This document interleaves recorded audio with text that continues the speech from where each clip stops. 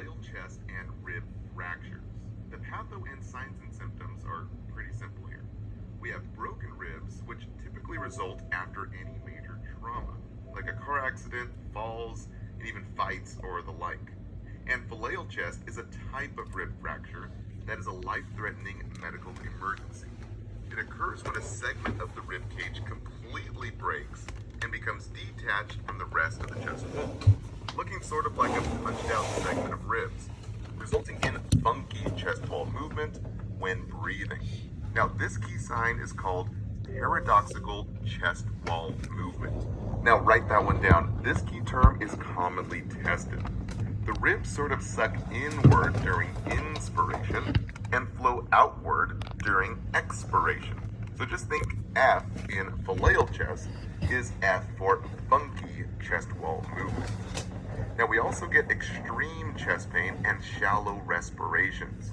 Now the extreme pain during breathing leads to limited chest wall expansion, resulting in very shallow respirations and decreased lung expansion, which is very deadly since it can lead to alveoli collapse called atelectasis, which traps infection leading to pneumonia and also leading to decreased gas exchange.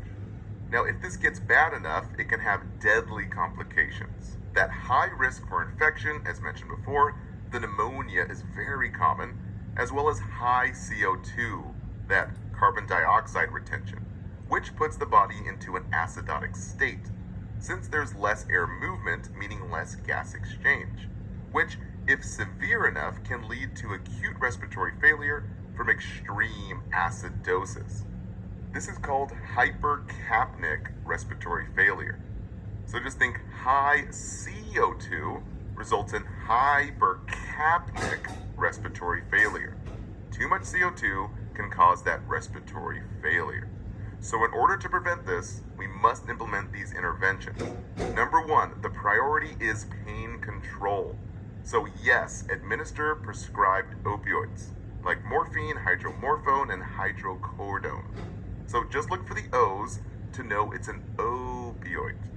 So on exams and even the NCLEX, anytime you get a question and see the words rib fracture or flail chest, or even the key term paradoxical chest wall movement during respirations, well, always the number one first priority is pain control.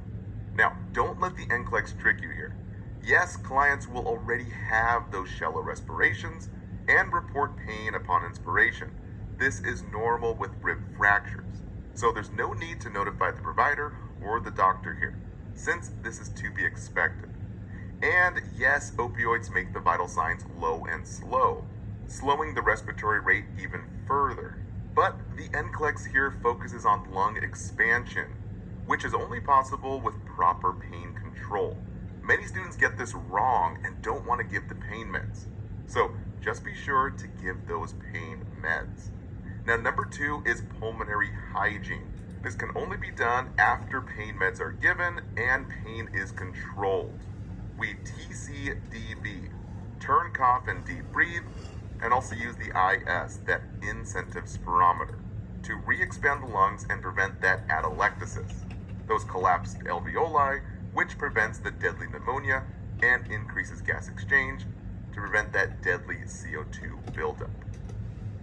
All right, guys, that wraps it up for this segment. Don't forget to take your quiz and download the study guides.